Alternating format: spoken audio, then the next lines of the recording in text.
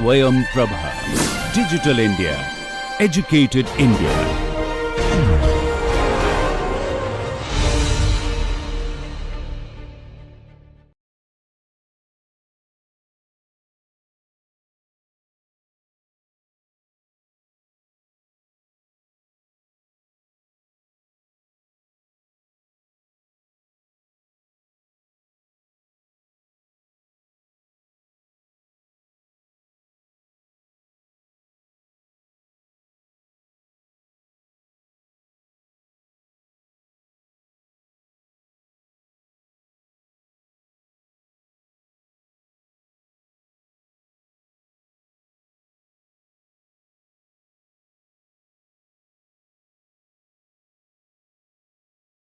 Welcome back to this course titled Philosophy of Architecture. Today is the second lecture, and the title of today's lecture is an intercultural view of architecture, where we will see Indian and Chinese schools of architecture in this lecture. However, we would complete what we started in the previous lecture and then come to Indian and Chinese view. So, let us continue. If you recollect, this is where we stopped in the previous lecture, where we were discussing this book by Siegfried Giedion, which was published in 1941, titled Space, Time and Architecture.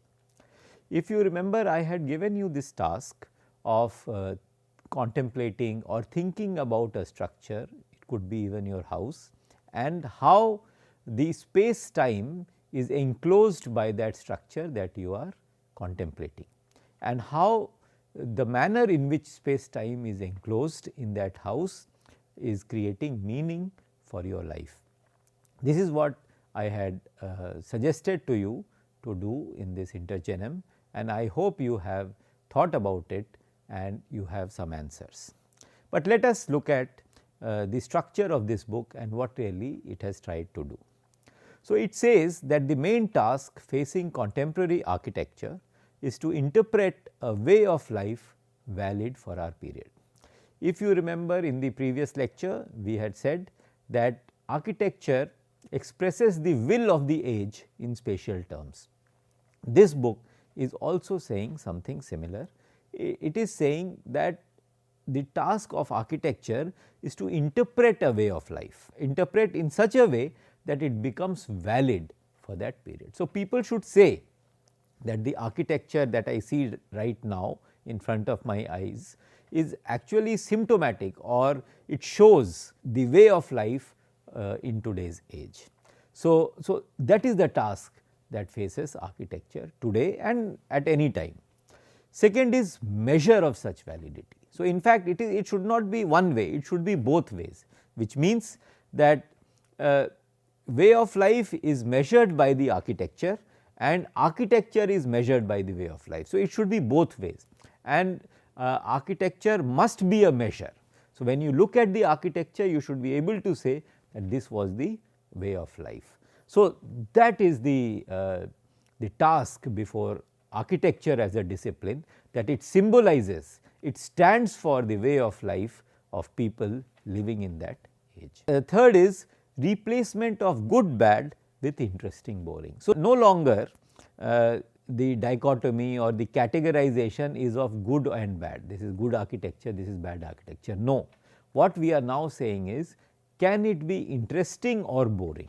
So, instead of good bad, we are moving to a slightly higher level of appreciation and nuanced understanding of structure, and therefore, so that we can say that no, it is not good or bad, it is either interesting or it is boring. So, this is what Siegfried Giedion is saying, that these are the tasks that are facing today's architecture.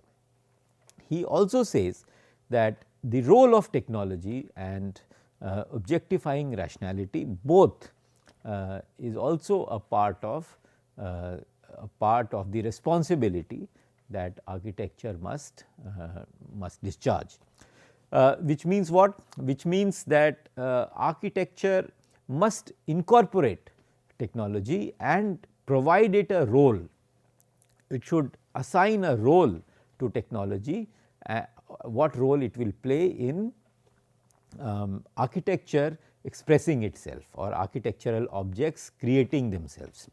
So, one is assigning the role to technology, and second, objectifying rationality. So, there is a way of rationalizing, way of thinking about living, about way of life in spatial terms, and how do you objectify. So, you create an object, all the thinking, rational thinking in this field, how that is objectified in the form of a building.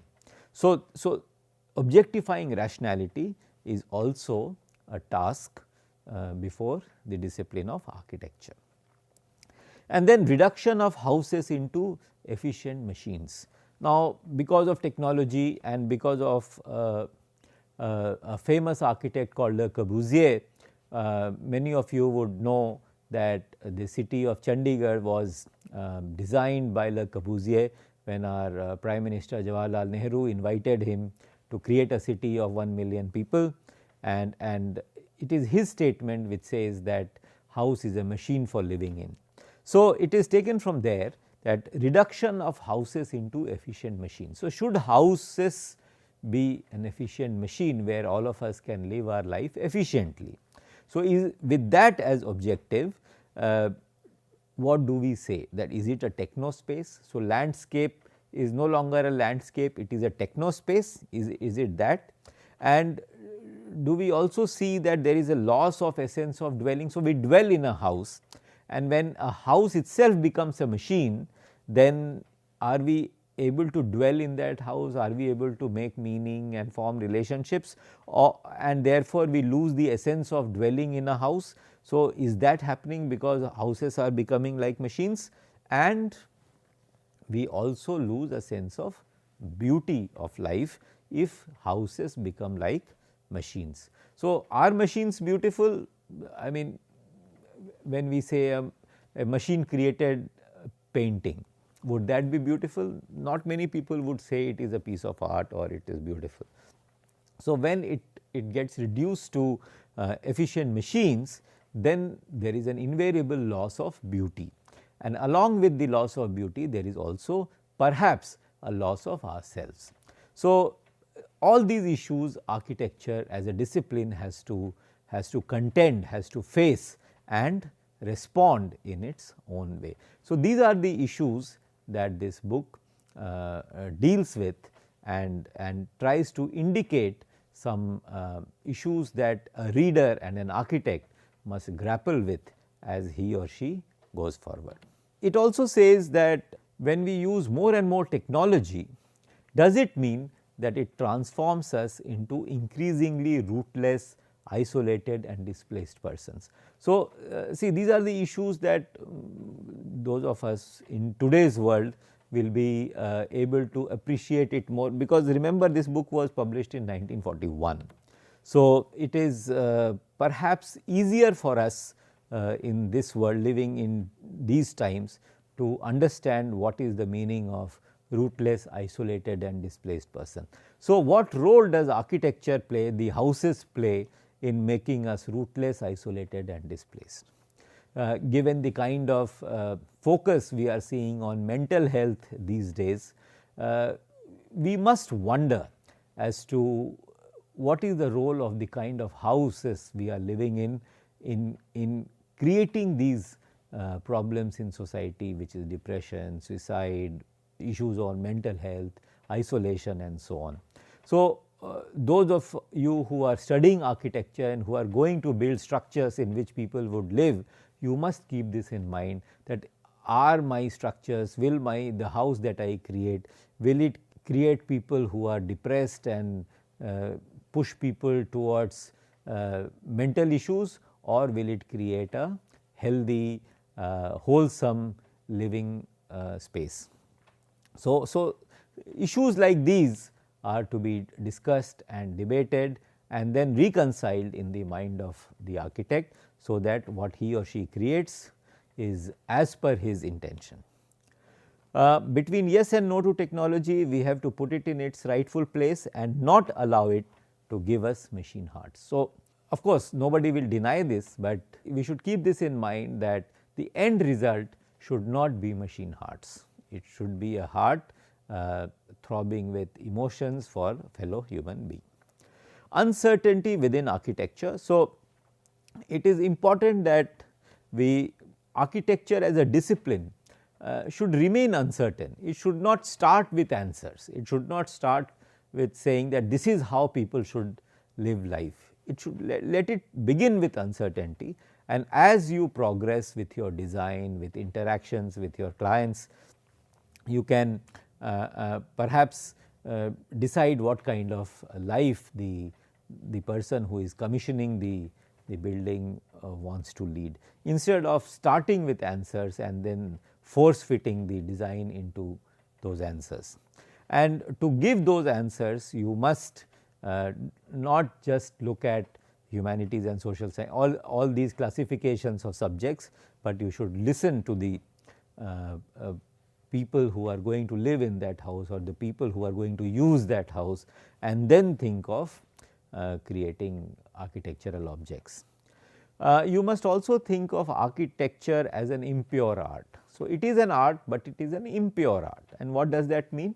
Because if you remember, one of the definitions says that architecture begins where engineering ends. So, architecture is a combination of several disciplines, and those disciplines are engineering, it is mathematics, perhaps physics, and then of course art, and within art history and sociology and psychology and drawing and so on. So, you must look at it as an art, but perhaps an impure art, so that right in the beginning you have this frame of mind when you are working with your skill.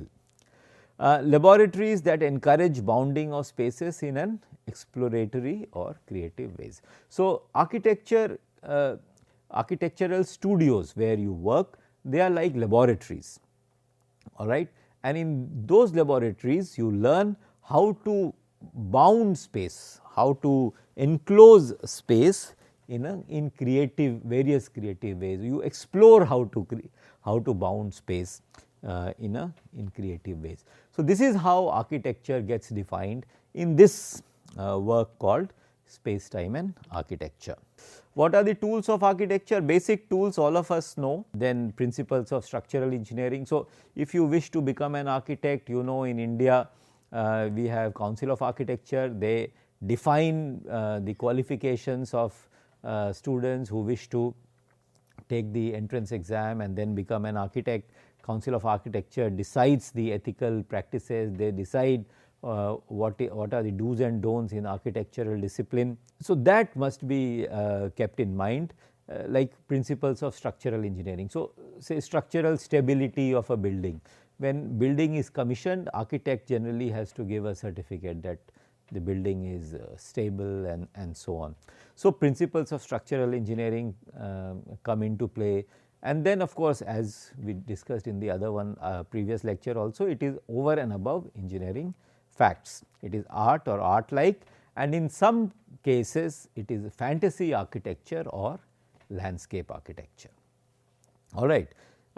I wanted to show you a few buildings for you to engage, look at them deeply, look at them carefully, and then formulate your own response to these buildings. What do these buildings do to you when you look at them? What kind of feelings come to your mind when you look at these buildings? So, the first one is Falling Water by Frank Lloyd Wright.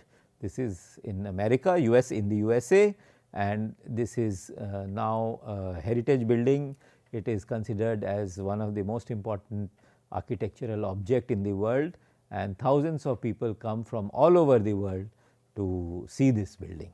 Next building, most of us know about Louvre Museum in Paris, but another Louvre has been created in Abu Dhabi, and this is the design of that building. This is that building, picture of that building, and it is created by an architect called Jean Nouvel. Jean Nouvel is not an ordinary architect, he is also a philosopher architect. In fact, later in this course we will deal with one of the works of Jean Nouvel, which is at the intersection of philosophy and architecture. So, this is the building designed by Jean Nouvel. It is Louvre Museum in Abu Dhabi. Take a look. Next building, this is in our own country in the city of Ahmedabad. Many of you might be aware this university, SEPT University, one of the greatest institution in the field of architecture in India, and this is a part of the building designed by architect B.V. Doshi. He is a great architect, recently passed away. He is a Pritzker Prize winner. Pritzker Prize is equivalent to Nobel Prize in architecture. So, Pritzker Prize in architecture is equal to Nobel Prize, and B.V. Doshi is the only Indian Pritzker Prize winner. The one before that I had shown, Jean Nouvel, he is also a Pritzker Prize winner. So, this is a part of the building of SEPT University. And then this is a famous building in Ahmedabad. It is the headquarters of Textile Mill Owners Association. It was designed by Le Corbusier, and you can see this is a very different kind of building. In fact, I have visited this building, and while going around, you feel as if it is not really a building, it is more like a sculpture. So, think about it and take a closer look at this building. Let us go forward. So, as I said in the previous lecture, again think of a beautiful building that you have come across in your life, and think about it, think about that building in detail, go through its contours, its structure, how does it look, what kind of surfaces it has, what kind of material is used, what purpose it is used for, and then you compare that with various ideas that we have discussed in this course so far, and that will give you a deeper understanding of the building that you are contemplating. It will also train your eyes to look at the building as an architect. So, one question I want to ask now, and it is a good time to ask this question: is architecture something more than a decorated shed? What is your answer? Please think about, if possible write it down, that this is my answer today at this stage of this course, and we can revisit your answer at the end of the course and decide whether architecture is really something more than a decorated shed or it is just a decorated shed. I had just given an example of this Le Corbusier, the architect Le Corbusier. He said a house is a machine for living in. When I was talking about Chandigarh, he is the person, look at him closely. He is a great architect, one of the greatest architects who has ever lived. So, he worked on Chandigarh design, and it is his statement where he said a house is a machine for living in. We will look at his works a little more deeply and carefully and in detail towards the next few lectures. So, he said that the requirements of successful living in is that a house should be like a machine. So, therefore, we come back to definition of architecture. What really is architecture and what is the essence of architecture? The answer perhaps is that it lies in the deeper uncertainty about how we are to live. So, if we have to answer this question, what is architecture and what is the essence of architecture, we must experience this deeper uncertainty, this deep uncertainty that we do not really know how we should live, what is this life all about, how should I live, should I live a life of material prosperity, or should I live a life of emotional richness, or should I live a life of intellectual challenges. There are so many ways in which one can lead one's life, and therefore, the architecture can be defined only when we can experience this deeper and this deep uncertainty about such fundamental questions about life. and then we can ask, is it an aesthetic problem or an ethical problem? Should we do this or should we not do this? Should we live in this manner or should we live in some other manner? And is it an issue of beauty or is it an issue of right or wrong? So, these questions must trouble you, these questions you must keep in mind while you are working in this field of architecture. Only then the creation that you will make will have a certain tentativeness, certain beauty which emerges from this uncertainty and which emerges from your unique response to this uncertainty. So, therefore, the final slide, architecture must free itself from the aesthetic approach that has dominated architectural theory and practice.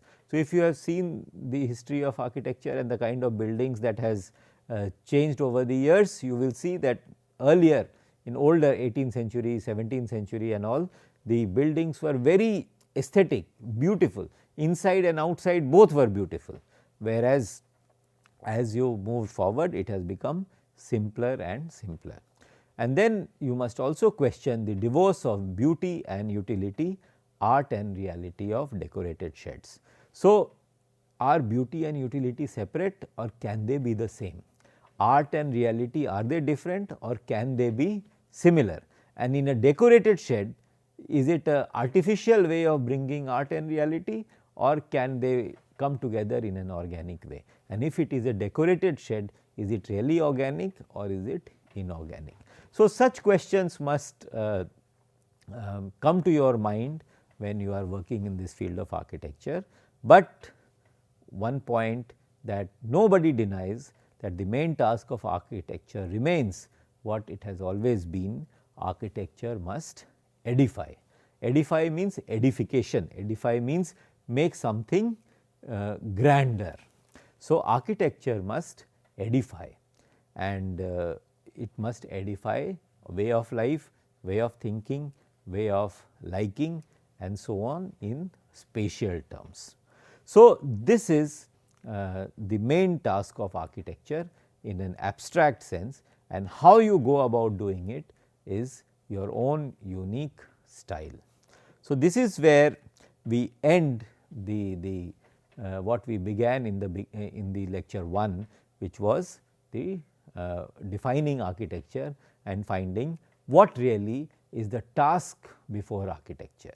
And we have come to this conclusion that the main task before architecture remains what has always been, that architecture should edify. This is where we close lecture 1, and now we will proceed to lecture 2. Lecture 2, if you remember, is this, that we would take an intercultural view of architecture.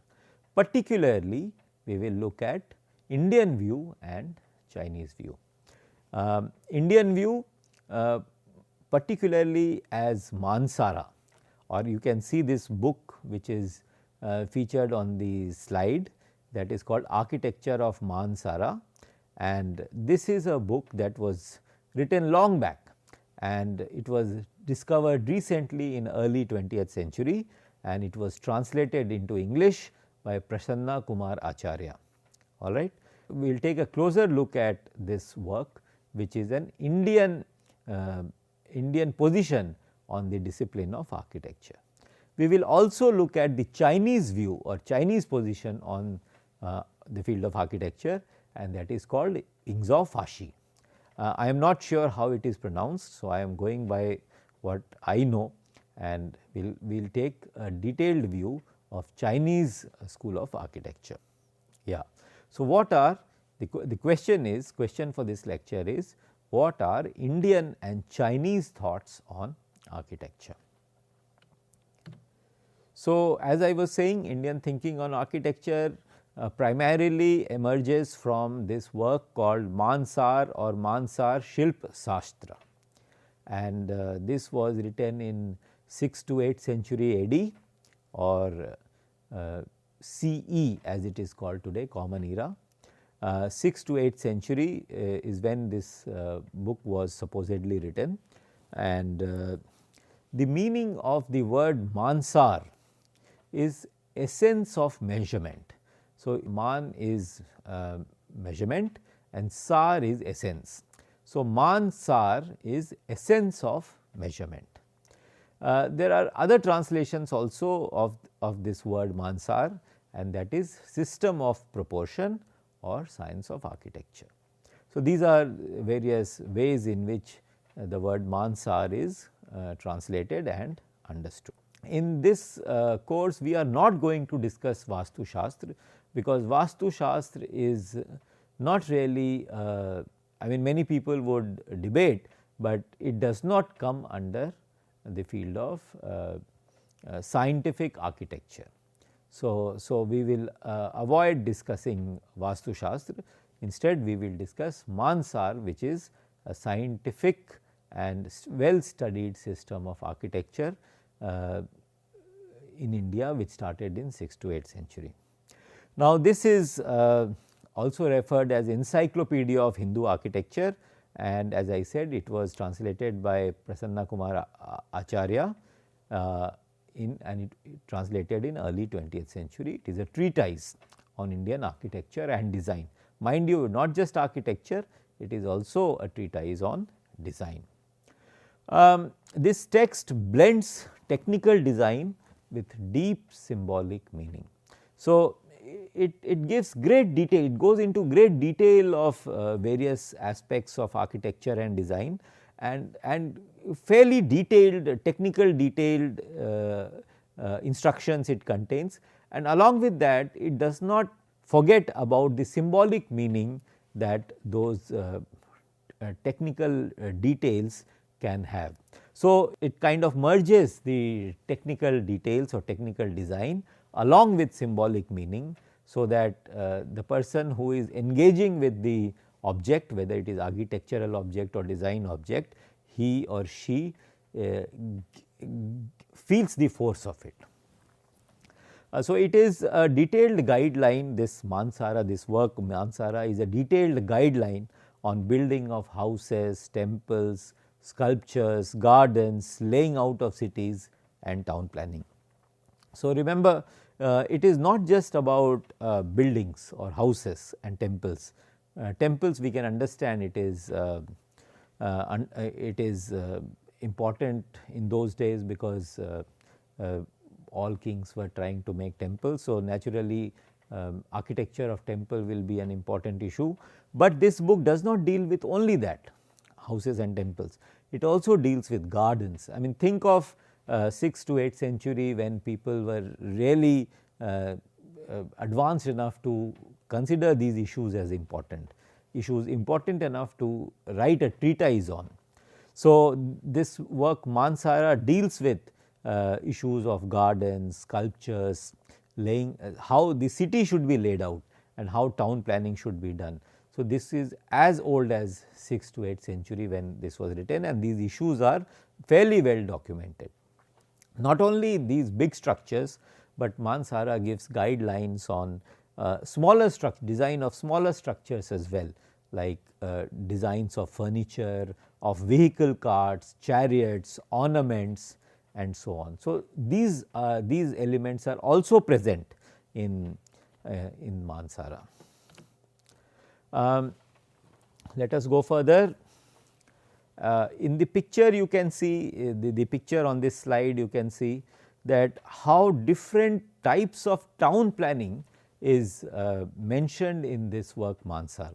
You will see that there is a rectangular one, there is a web like structure, and there are flower like structure and so on. Now, you can see that even today when we do town planning, perhaps we do not do such elaborate and such beautiful town planning, all right. Whereas, this is a text which is talking of town planning in 6th to 8th century AD, and it is giving so many options, and these are the options before an architect, before a planner to think about while he engages into town planning. So, this Mansara is considered a part of Sthapatya Ved. Sthapatya, you know, Sthapatya means something that is established. So, establish a form, a substantial form that is established, and Ved or knowledge around that form.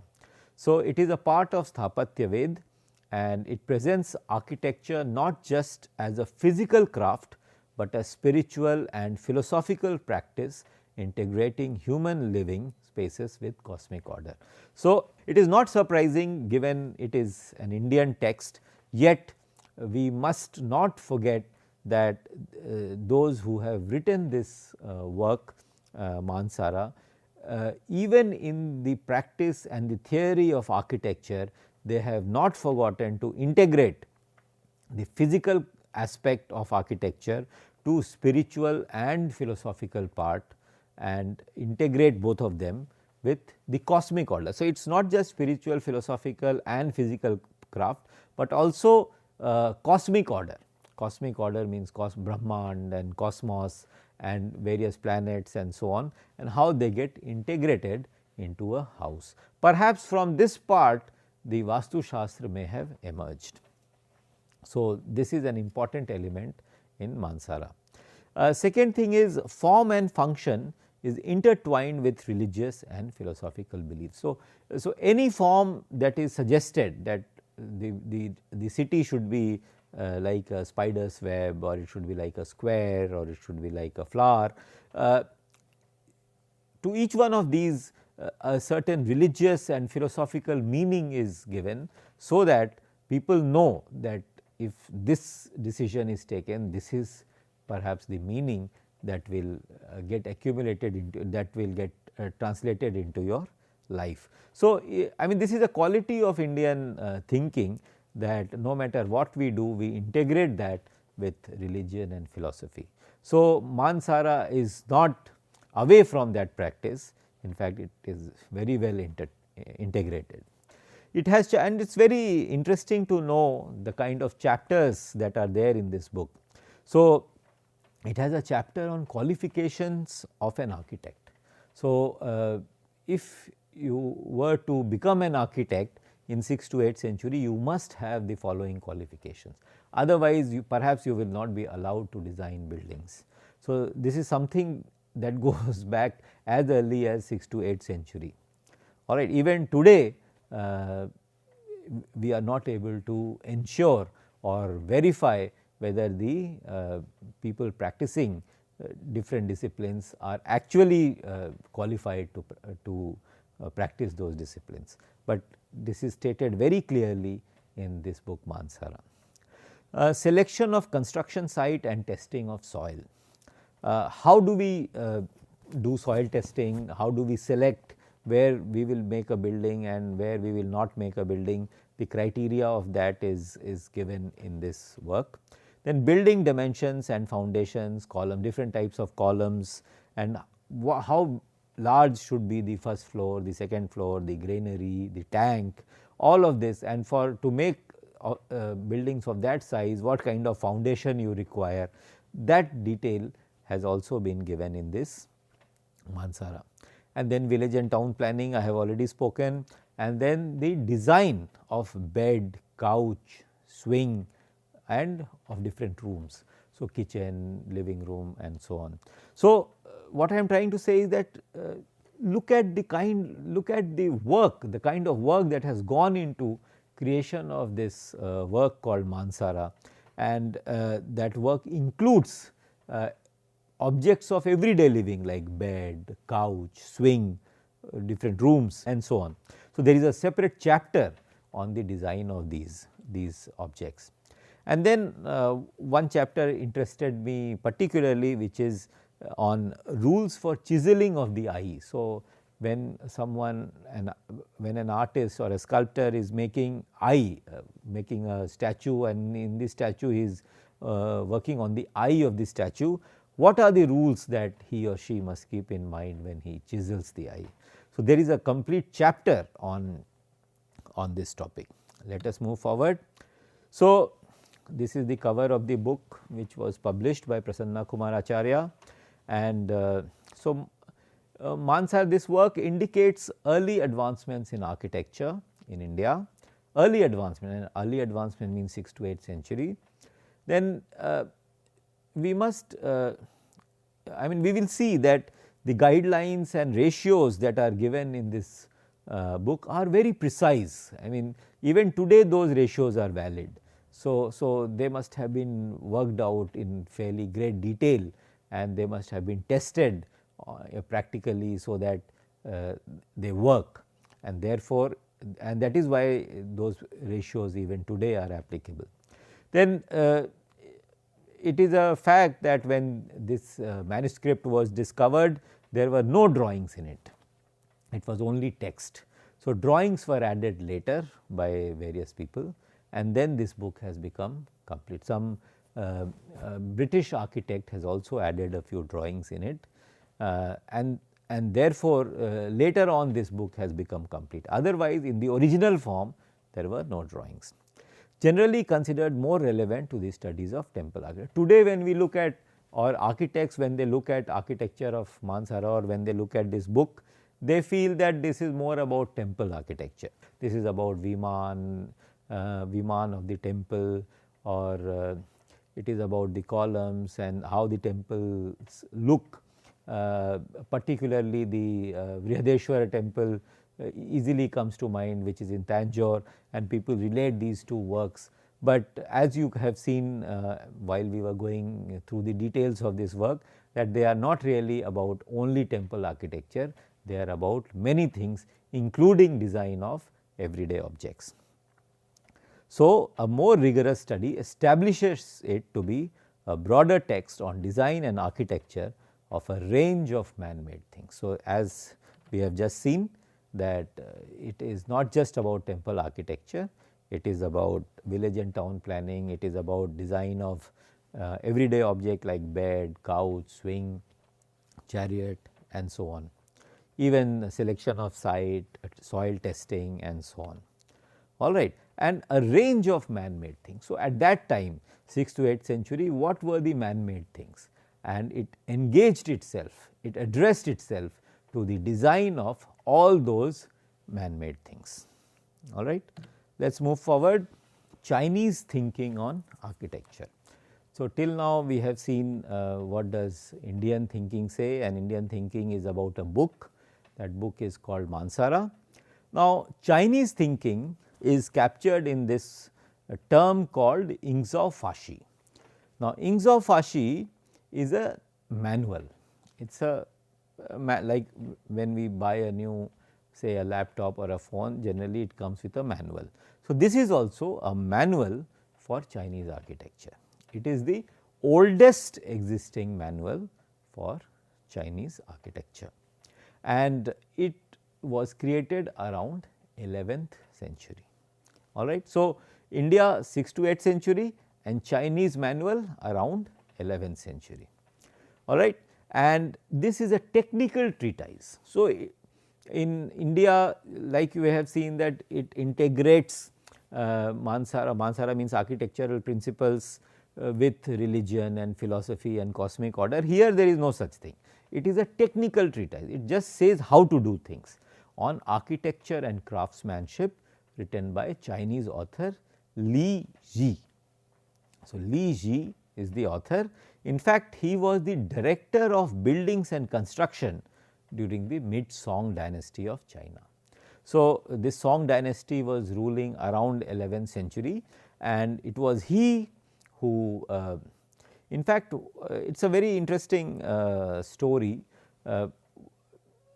What he did was, he was collecting the details, what are the practices of architecture and woodwork in particular in China, and he was trying to make a document. And then the Song, the emperor or the king of Song dynasty came to know about it, and then he called him and he saw that he has done a good work and the compilation is in great detail. So, then he was given the responsibility and he was made the director of building and construction in the Song dynasty. During his period, all the construction that happened of public building, he was given the responsibility. So, Li Ji oversaw the construction of office buildings, administrative offices, palaces, departments, gates and so on.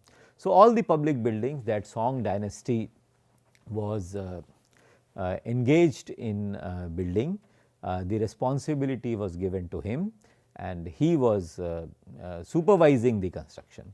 One particular thing you must keep in mind is, see, palaces and various departments of palaces. So, this is something that is interesting, which is absent in Indian theory of architecture or in Mansara. And then the gates. So, many of us think of when we look at when we watch Chinese movies, we see gates and especially a lot of woodwork. So, gates and palaces, these were important parts in Chinese architecture, and Li Ji was involved in construction of these as per the architectural principles of Ingzhou Fashi. What he did, he developed an 8 rank grading system, especially for timber, even though this grading system was that different types of timber can be applied, can be used in different types of gate at different positions. So, he developed this grading system and he documented it, and it was in such detail that people realized that it could be applied to all buildings and all materials. So, it was not just for wood, but it was applicable to different materials also, and therefore, it became very widely used. So, this is what he did, and then what he did was classification of buildings, and what he did is he said that buildings are of 4 types. And what are those 4 types? Palace, mansion, pavilion and ordinary houses. And as if you remember in the previous slide, I have said that palace is an interesting addition which was absent in Indian thinking on architecture, and then mansion, pavilion and ordinary houses. So, for ordinary houses it was not really considered very important. So, in Ingzhou Fashi the technical details that are given as the rules of architecture do not really concern ordinary houses, it only concerns palace, mansion and pavilion. Then the discovery of this in fact this Ingzhou Fashi was discovered only in 1919. This text Ingzhou Fashi was discovered in 1919, and when they came to know that such a manual exists, they decided, the Chinese government decided that they will establish an institute for research into Chinese architecture. In 1919 a new institute was created, and that went into the researching of Chinese architecture and then formulating and finalizing and thereafter researching the developments in Chinese architecture.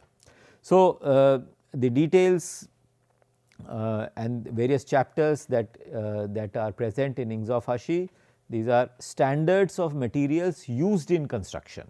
So, if you remember, even in Indian Mansara, they are saying different materials. So, selection of material, soil testing, here material, because here wood is important. So, standards of materials used in construction. So, these standards were defined in this manual.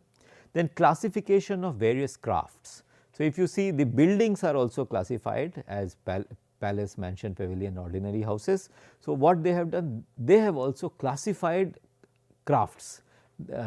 Crafts means stone craft, I mean those who are working with stone, those who are working with wood, those who are working with cement and so on. So, and then other arts like painting and drawing and so on.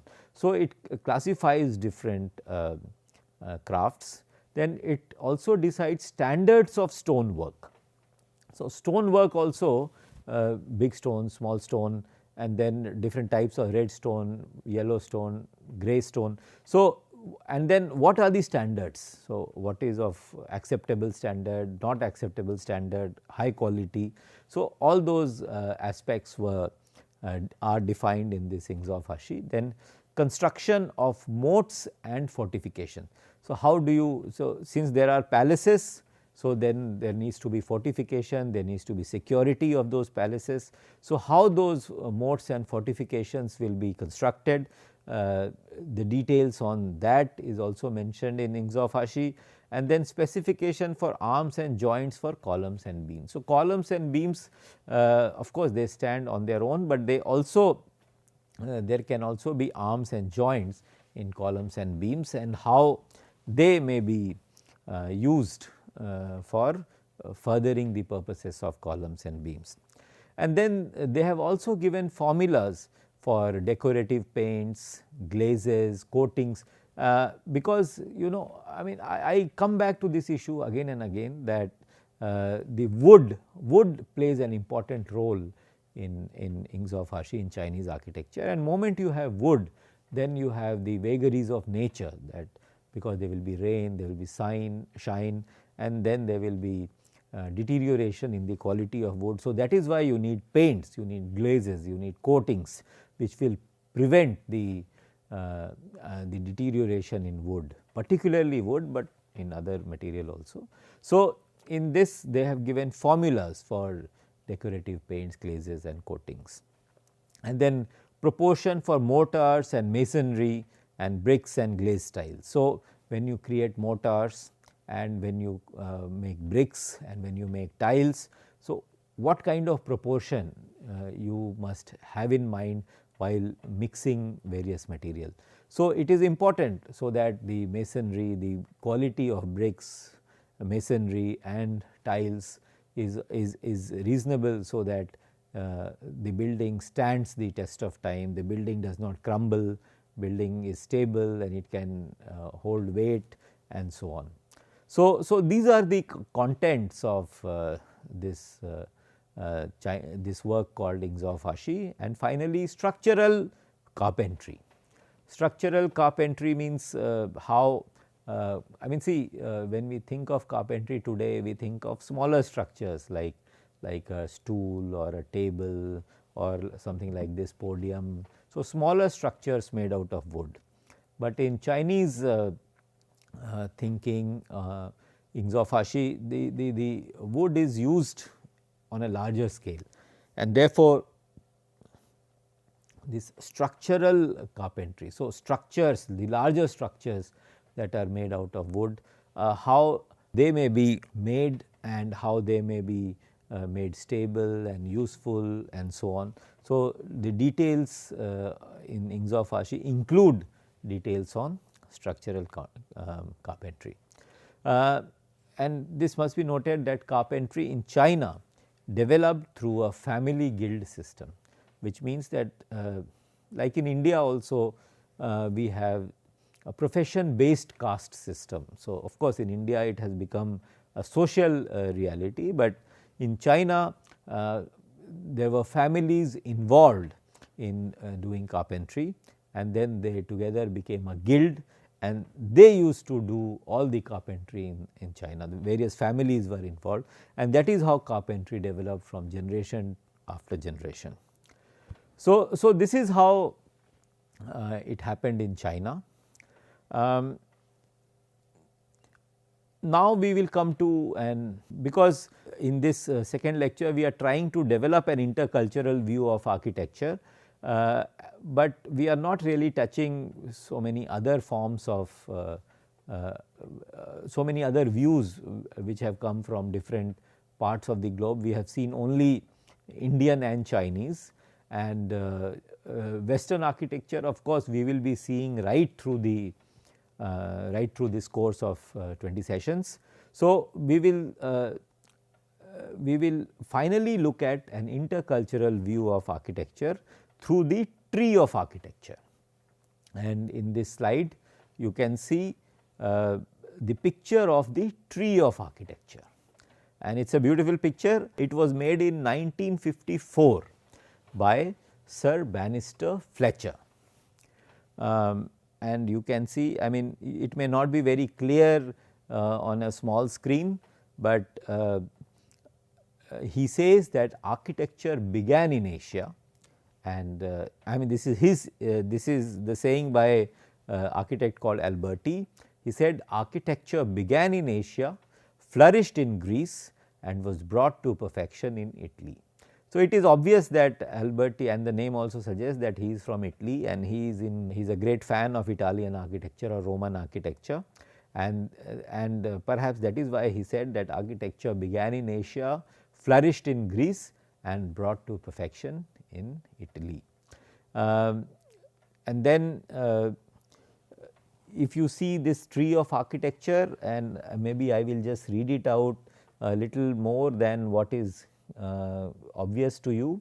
So, the base at the bottom, it is written the tree of architecture, and then it is Greek, Roman, and then there are some then there are also Mexican, Indian, all right, Mexican, Indian, Chinese, and then in the bottom trunk, sorry, in the main trunk it is Roman architecture, and then as you go further there are Byzantine architecture, then there are South American or Santiago South American architecture, then as you go further up you have Italian, English, Spanish, French, German architecture, and then further down you have Indo-Saracen. So, mixtures, various mixes where two different schools get mixed. And so, for example, Indo-Saracenic architecture, Mughal architecture, Indo-Islamic architecture. So, there are many, as you go forward they keep getting mixed. So, what I am trying to say is that, and at least the way Sir Bannister Fletcher has expressed, it is a tree of architecture starting with Western or the Roman architecture, and as it goes further it branches out into many new forms which are Italian, French, German, Belgian, English, Spanish and so on. And he does not at least in this tree of architecture, he does not specify that Indian architecture or Chinese architecture or Mexican architecture have also grown and become something more than what they were at the early stages. So, this is the tree of architecture, and so this is how he encapsulated his understanding on all the culture's contribution to this field of architecture. But we must keep in mind that architecture is a sign, okay, and that which signifies and that which is signified. So, architecture signifies something, it signifies a culture, it signifies an idea, all right. So, that which signifies is architecture, is the building, and that which is signified is the culture, is the way of life. So, it is important that we look at architecture or architectural object as a sign which signifies, and which signified as a sign which has a signifier and which has a signified. So, signifier is the building and signified is the concept or the idea. And we have to look at intercultural view, because each culture does it differently, all right. Each culture is looking at it. For example, say Roman culture, Roman culture is ornate, etc., and then Western culture, as man becomes more and more cultured, the ornateness in architecture reduces and it becomes more and more plain. Whereas, Indian architecture, it continues being ornate. So, if you look at the temple architecture early on, and if you look at the newer temple architecture, it is or less old temple architecture, it is more or less the same. So, thinking about architecture is different in different cultures. So, this we must remember, that culturally it is different, that which signifies and that which is signified, what it is in say Western culture or Roman architecture is different from what it is in China or in India. So, finally, problematizing architecture as an identity category and questioning culture as architectural category. So, essentially what are we saying? We are saying that if such and such architecture exists, it stands for this identity. If this is the architecture, it is Indian, it is Chinese, it is Roman, it is Belgian and so on. Alright. So, architecture can become an identity category. If you live in such a house, you are perhaps this kind of a person. And culture as an architectural category, it means that for this culture, this is the kind of architecture. If the culture is say modern, the architecture will be plain, cuboid, Spartan, simple and so on. So, think of it like this, that architecture indicating towards identity and culture indicating towards architecture. So, this relationship or this arrow you must keep in mind. Try and visualize this picture, architecture pointing towards an identity and culture pointing towards an architecture. Keep this picture in your mind as we go forward in this lecture series. Thank you very much. I hope you liked it.